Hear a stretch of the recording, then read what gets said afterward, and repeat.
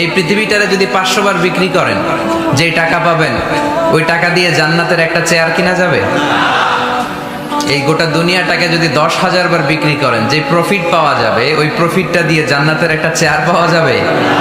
আর যে জান্নাতটা মায়ের পায়ের নিচে পড়ে আছে, তাহলে ওই পা দুইটার দাম কত? সুবহানাল্লাহ পড়তে পারলেন না?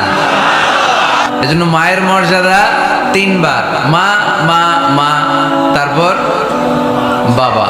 মান আহাক্কু বিহুসনি সাহাবাতি ইয়া রাসূলুল্লাহ, হে আল্লাহর রাসূল সবচেয়ে ভালো আচরণ কার সাথে করব? তোমার মায়ের সাথে, তারপর মায়ের সাথে, তারপর বাবার সাথে। তার মানে ইসলাম মাকে দিয়েছে গোল্ড মেডেল।